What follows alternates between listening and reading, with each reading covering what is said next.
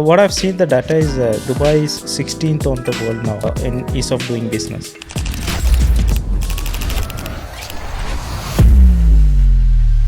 The way, you see Sheikh Zayed Road, how it's growing and the fast pace, even the Expo City. What made you attracted to this region especially? It's dynamic.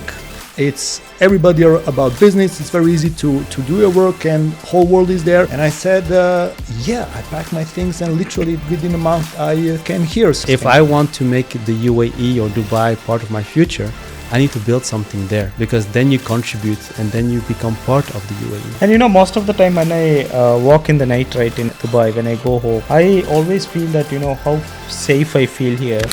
I haven't seen in any other city in the world this level of events happening, right? And there is a whole world like I've never experienced anywhere in the world in one place and at the same time. So, and this is also highly inspiring for us to learn and of course to do business.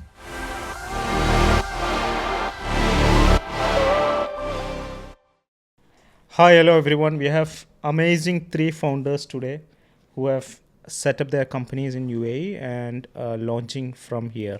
So we're going to talk today about why someone should come to UAE and start their next venture from here than going to anywhere else in the world. And we would like to hear more about your experience and also talk about yourself. When did you came to Dubai? How did you started to decide to start a company? What made you to move here? The whole story would be great. Needham, we can start from Actually, I should be the last one because I want to hear their stories and then come back because my story is completely off.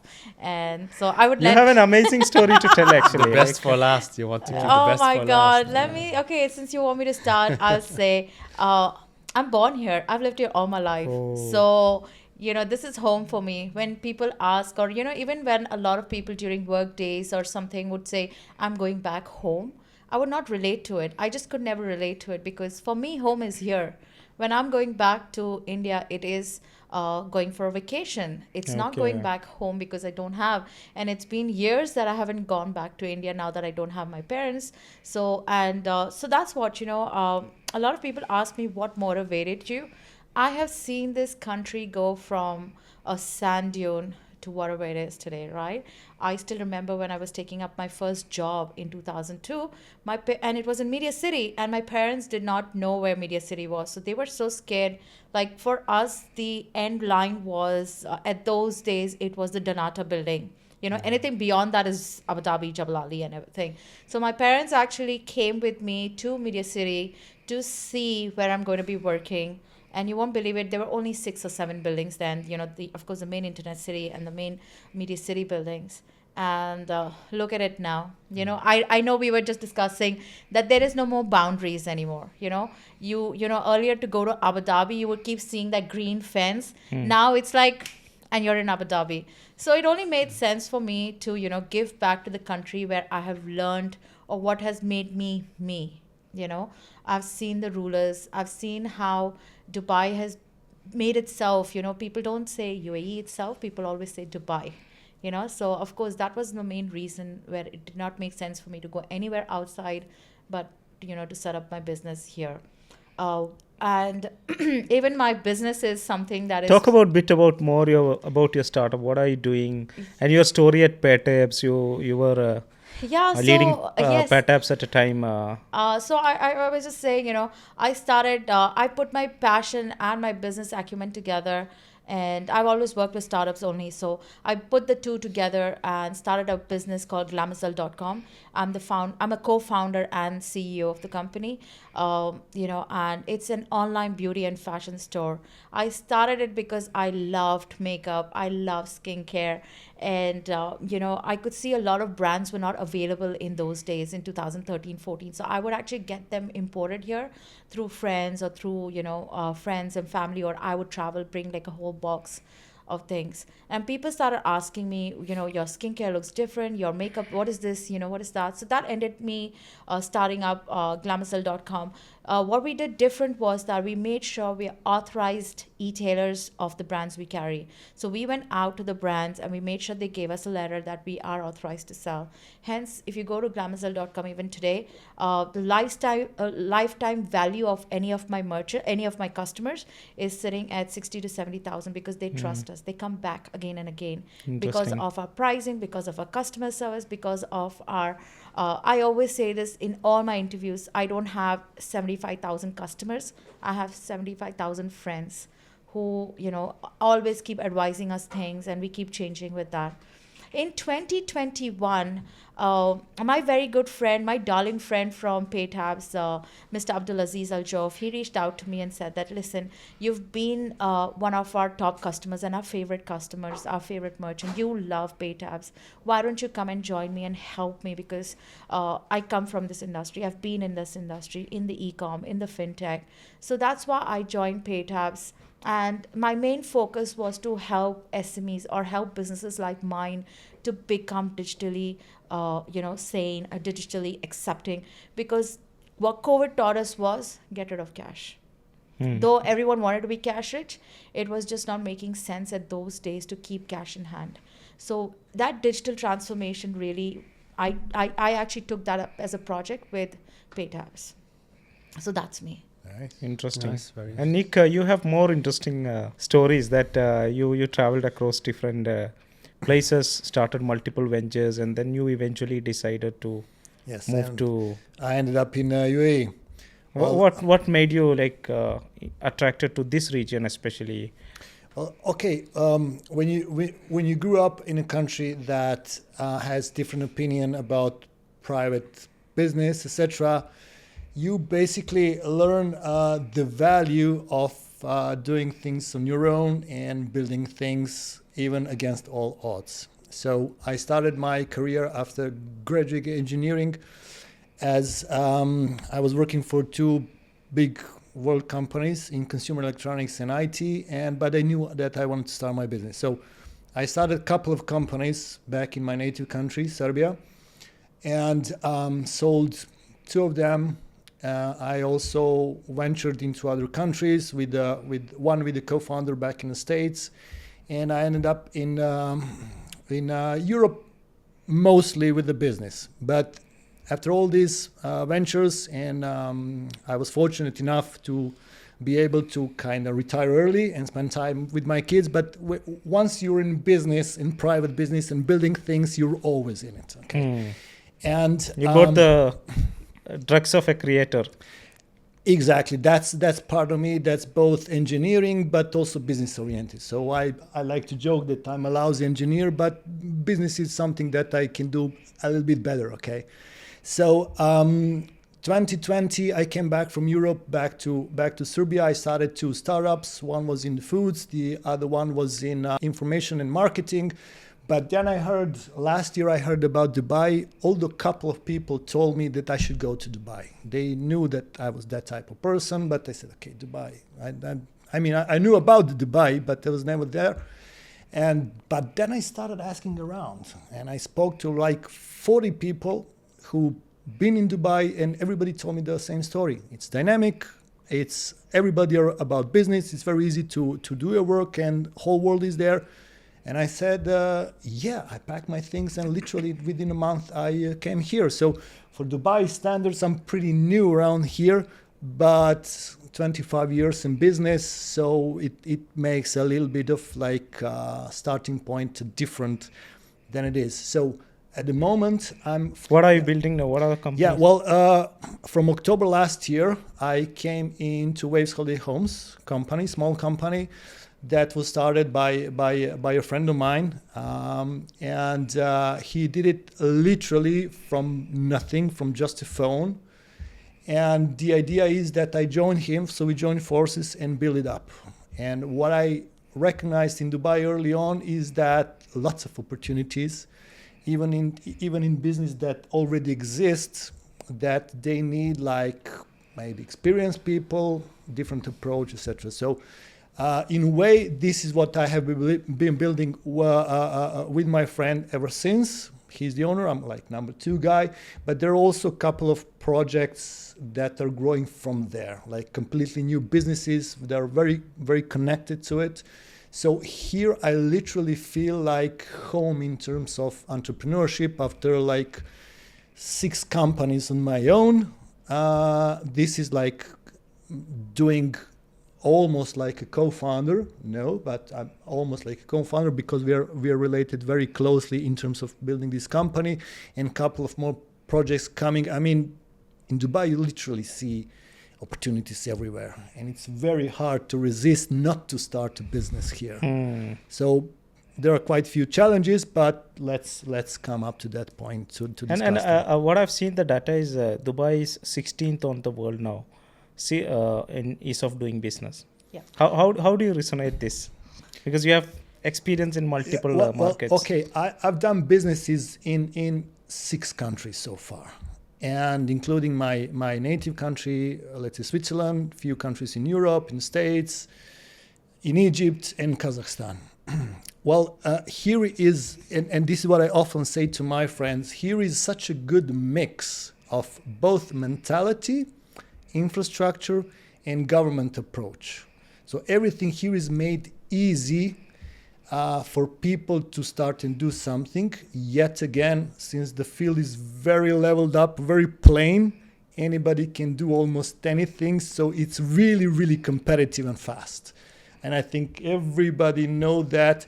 And I must tell that very few people from the West can understand that until they come here. I try to explain to some of my friends that want to come to business, but it's very hard to. It's just different in a good way. Different. And you need to be prepared to like, okay, this is what I know, but I need to be really open-minded to adjust myself, to adjust the approach, to learn very fast, to move really quickly, to like get a hold on it. Okay, so that's but yes, I understand that Dubai should be very high on this like scale of doing business easy, or the startup community, and government is doing like, I mean, amazing job. Completely opposite from some of the Western governments. I think there is one of a famous statement which I likes from a ruler of Dubai, which he talks about in his books also. Quite multiple times he mentioned about this, that Dubai, either you can be a lion or you can be a gazelle, but you better start running. Yes. Right. So true. So true. The way, you see Sheikh Zayed Road, how it's growing, and the fast pace, even the Expo City, it's just such a good example that even something like COVID could not stop our Expo. And, Interesting. I have been to Expo so many times. And, when they said that there is this post-Expo, stress, I had that. I was like, oh my God, I have nothing to do next weekend. I'm not going to Expo anymore. So, and you could see the world came together. The world came together for Expo. Yeah. Interesting. We'll give Adil. Yes. You had a story that you were in Netherlands, and how did you end up in? I recognize a few things that Nick mentioned as well, because I was born and raised in the Netherlands. I'm from Moroccan origin, roots, so I have a technical background. So a little bit about I have a technical background, and I've worked there in many different roles in different tech companies. And I always had in the back of my mind, I want to start something for myself. I want to create a product.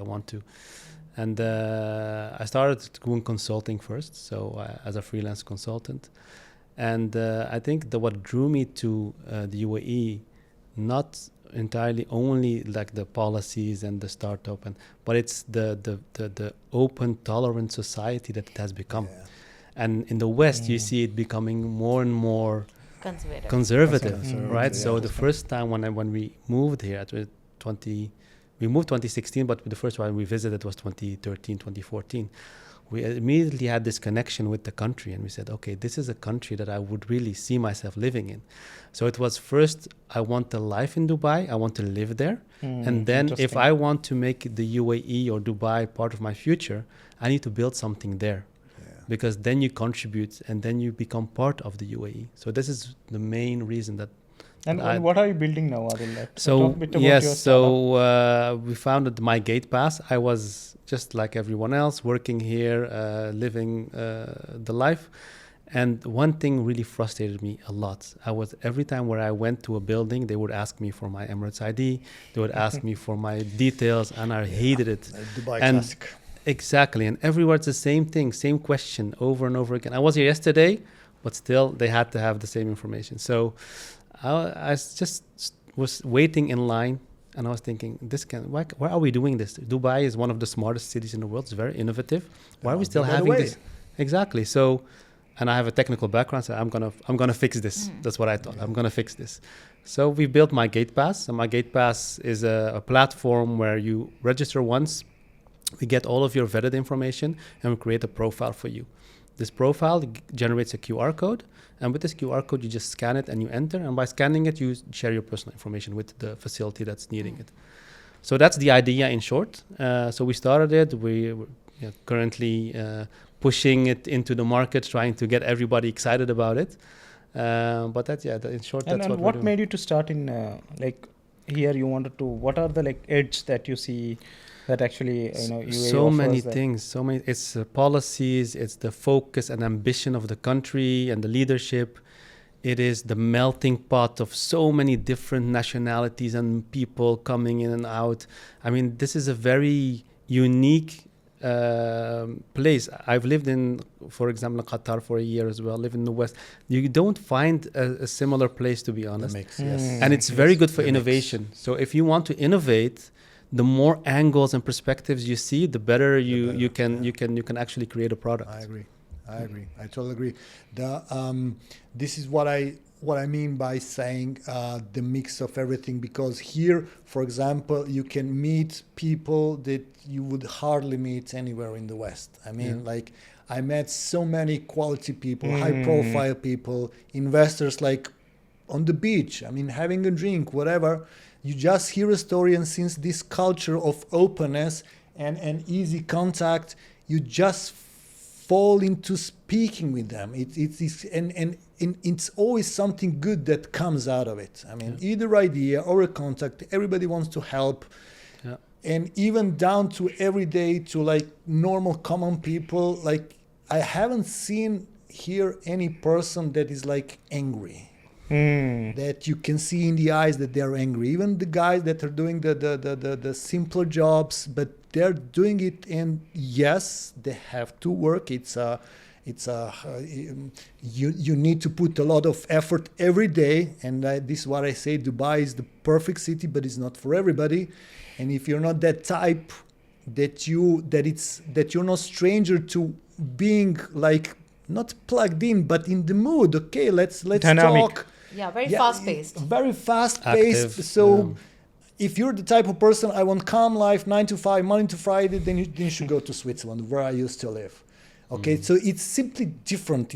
I cannot say it's okay, it's far better or whatever. That's individual, but it's simply different. One of the wisdoms of life is find a country or a place that's up to your character. It's not geographic. It's you can go to the next village and feel 100%, this is the perfect. Yeah. So in a way, this is this easiness of life in Dubai that bought me as well. Okay, because it comes to my mind, and it's almost perfect city for entrepreneurs. Yeah. And most of the time when I walk in the night, right, in Dubai, when I go home, I always feel that how safe I feel here, which I never feel back in home, right? Even everything shut down by 10, 11, and then you have to kind of go home. Yeah. And if you walk by 12 or 1, somebody find you very weird. What are you doing, right? And this is a totally different experience, and you can actually focus on building, right? A very business focused. And the one thing I've observed here, so many things, when I came, why I wanted to settle here, when I came here, there are a lot of events. Yeah. I think these events are intentionally pushes you to network and build connections, right? And there are 200 nationalities operating businesses, running businesses here. Running businesses. Wow. 200 nationalities, so much diverse. Somebody wants to talk to you in email. Somebody wants to want to have WhatsApp. Somebody wants to meet, and different food. Like it's so much things when you go deep into. If you like diversity, being in a dynamic. That's one of the things actually, because I always tell the story when I first went to Carrefour in Mall of the Emirates. I mean, such diversity of all languages, looks, speaks, skin, everything. It's almost like a Star Wars movie, and this like mix of energies, cultures, everything. That's just leveling you up. Pushes you to grow, pushes you to adjust in the best way possible. I understand that there are people that are scared of it, but haven't seen any. But this thing like makes you, there is a whole world like I've never experienced anywhere in the world in one place, and at the same time. So, and this is also highly inspiring for us to learn and, of course, to do business. And I think this is what Neelam mentioned about Expo, right? Events. Because there is no sleeping on events, right? One of the other things you find, you can always scroll, go to Meetup and check, if you're bored, what is the next event? And then you find somebody's running, somebody's having an events for... So while I was in Paytabs, I did a 30-day challenge, not on weight loss, but on collaborations. So I'm a very strong believer of collaborate over compete. I would rather, like you and me, we've collaborated. Yes. We're doing work together and stuff. So I actually went every single day, either a Saturday or a Sunday or a Monday or a Tuesday. I went to an event every single day to do some or the other collaboration. Cool. Oh. That's amazing. And you won't believe it. You're going to be shocked that there was an event every single day. Yeah. Wow. I haven't seen in any other city in the world this level of events happening, right? And I totally agree. Even in the States, look, in the West is like, it's a different perspective in many ways. But this perspective also narrows down this diversity of thinking, organizing, plus there is lots of tradition.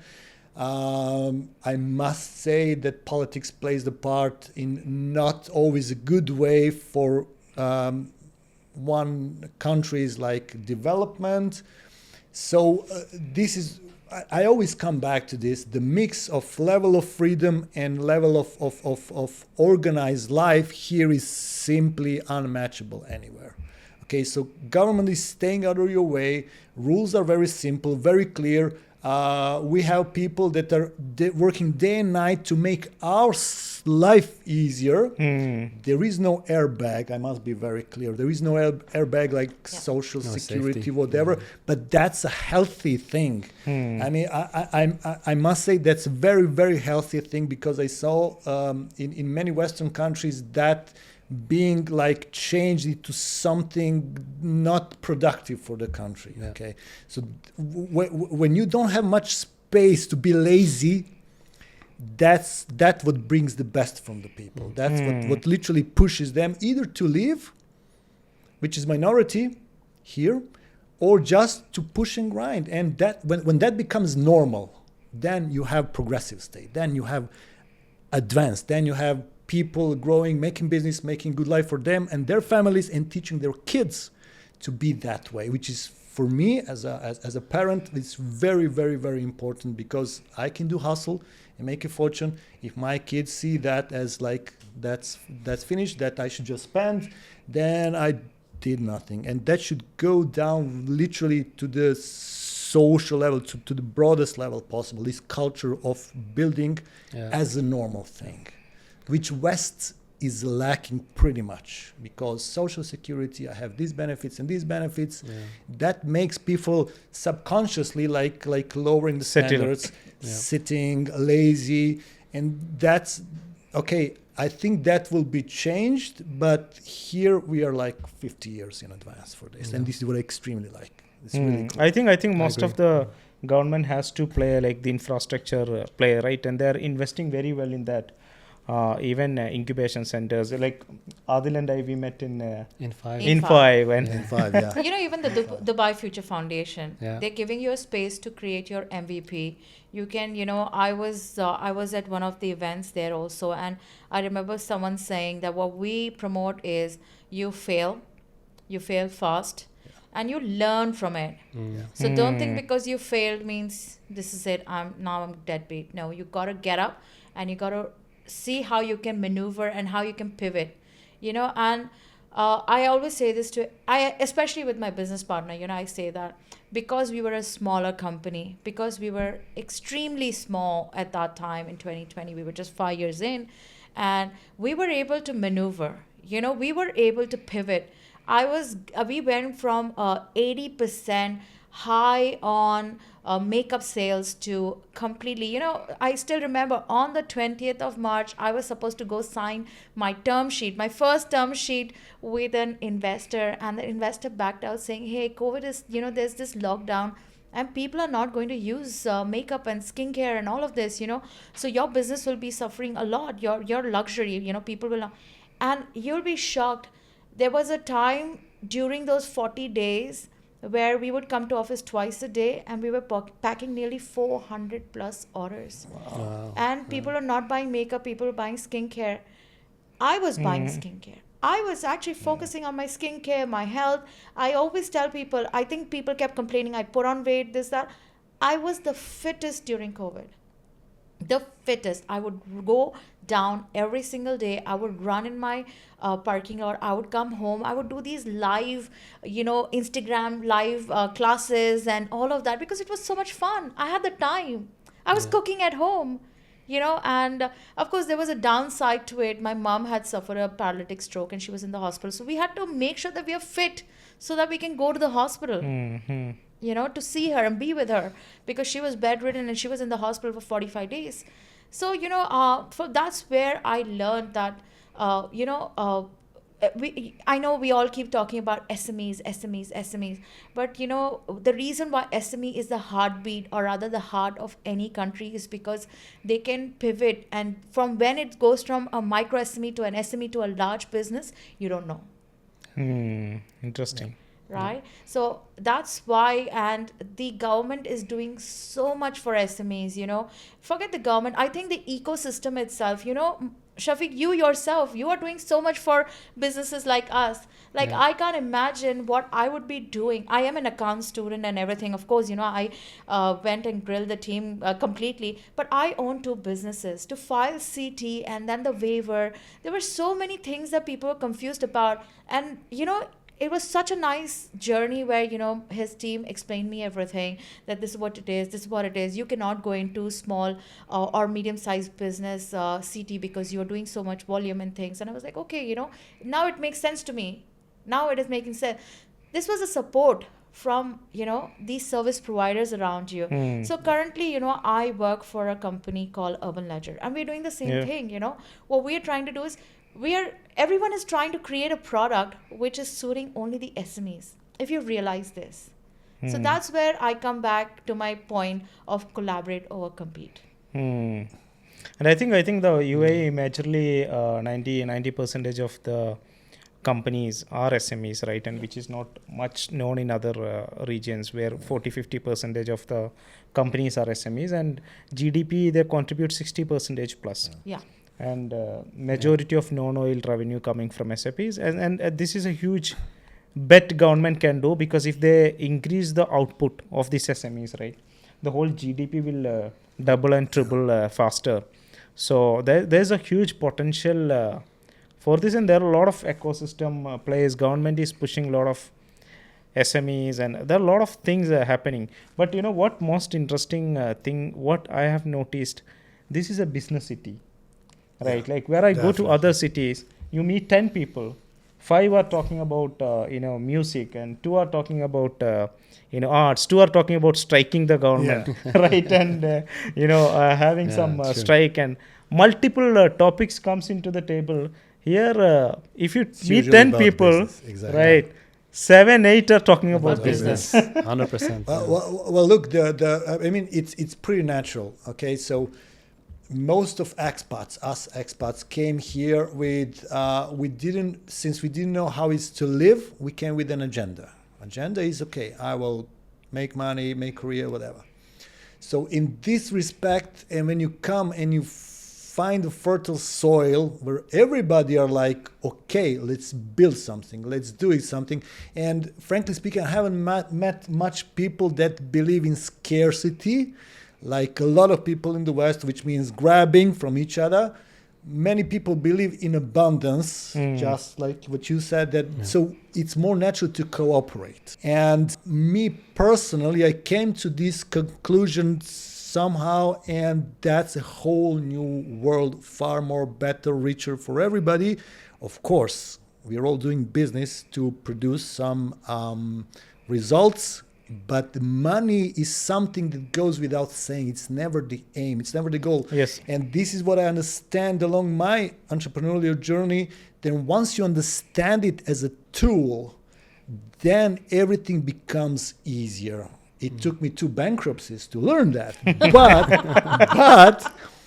But once you disinfect yourself from emotions about the money, which bankruptcy teaches you in a very, very efficient way, trust me, then you just understand it, and then you start using it, and then everything gets, I won't say easier, but it's way more clear. And the thing that you mentioned, the speed of recovery is something also that should become natural as soon as possible. So be fast in making mistakes. Yeah. And do a lot of mistakes. It's quite the opposite from the school, where you no mistake, you'll get the worst grade, etc. And also, what I see people, especially the younger colleagues, they're afraid or paying too much attention on competition. And I usually say, guys, competition is just your quality check. Nothing more. You don't. You should pay attention. Okay, where they're good, that's usually where you're weak, because there is enough for everybody. Abundance. Quality check is your competition, and be fast. You shouldn't mind the mistakes unless you have something to learn from it. So these 3 things are literally the essence, and you can achieve basically anything. That's the idea. 100%. And failure is, there's companies that actually celebrate failure.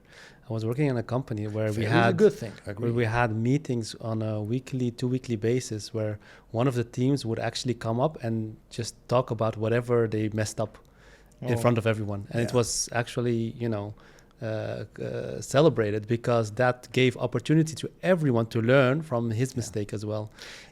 Look, there is an emotional component to both success and failure. Okay, failure is taught as a bad thing and evokes bad emotions from childhood on. Yeah. And success is something that you should say, you put you in a perfect mode. But for example, for me, failure is a road sign.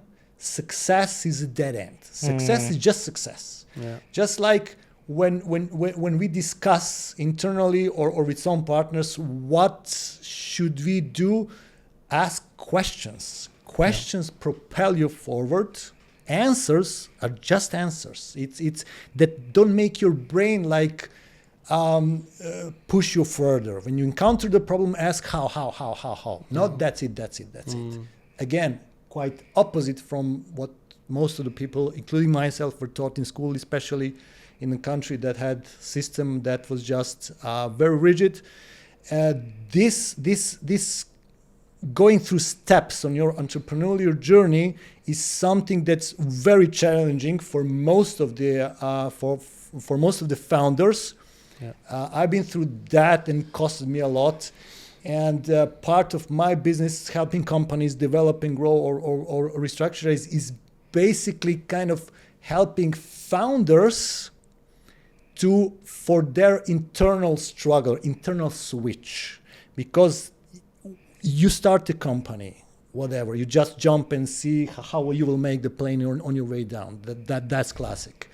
But at some point you will make a part of the plane and you will make the plane, but you have no idea how to operate the plane.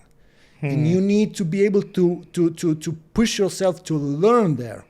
Usual problem is when founder makes it up to some level, they ask people, I don't know, like me or my team back in the country, etc. And they need to be able to say, okay, now I will move back into employee mode and see you guys what you're doing and ask questions. That's extremely challenging, yet costs nothing. It costs nothing, but it's very challenging on a personal level, on emotional level, on psychological level. This is my business, this is my baby.